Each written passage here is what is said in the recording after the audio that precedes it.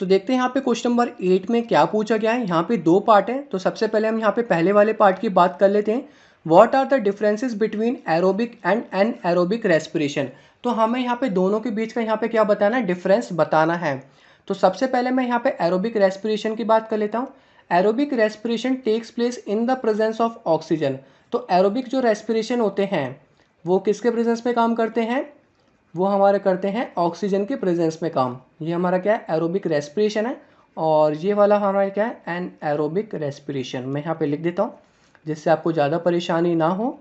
तो यहाँ पे जो एरोबिक रेस्पिरेशन होते हैं वो यहाँ पे ऑक्सीजन के प्रेजेंस में काम करते हैं, और जो हमारे एनोर्बिक रेस्पिरेशन होते हैं वो ऑक्सीजन की एब्सेंस में काम करते हैं, मतलब वहाँ पे ऑक्सीजन प्रेजेंट ना हो जब वो वहाँ पे काम करते हैं। अब यहाँ पे बात कर लेते हैं एरोबिक रेस्पिरेशन की। Complete breakdown of food occurs in aerobic respiration. तो जो यहाँ पे ग्लूकोज है वो यहाँ पे कंप्लीटली ब्रेकडाउन हो जाता है, मतलब कंप्लीटली वहाँ पे क्या होता है, डाइजेस्ट हो जाता है।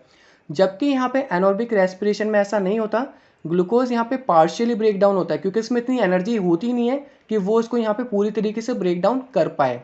अब यहाँ पे बात कर लेते हैं तीसरे डिफरेंस की। The end products in aerobic respiration are carbon dioxide and water.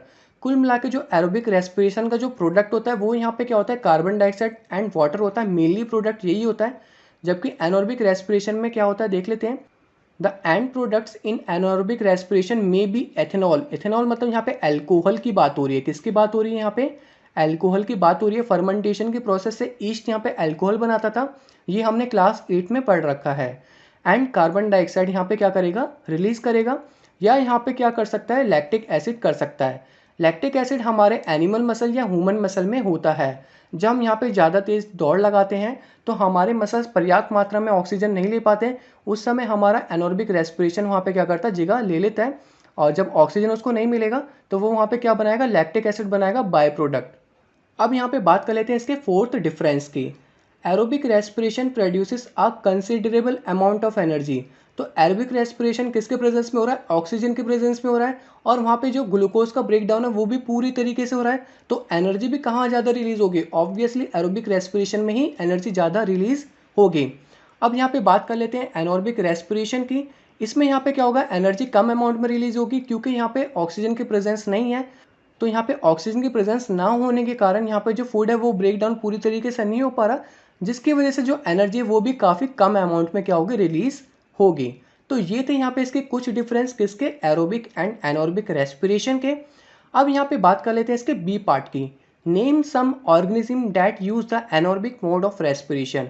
तो हमें यहाँ पे कुछ जीव के नाम बताने हैं जो यहाँ पे एनोर्बिक मोड ऑफ रेस्पिरेशन पे काम करते हैं।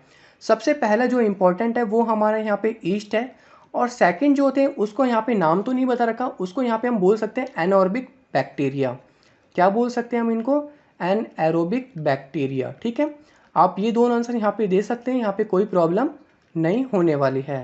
होप आपको यहाँ पे दोनों पार्ट के आंसर समझ में आ गए होंगे। अब हम चलते हैं अपने नेक्स्ट क्वेश्चन की तरफ।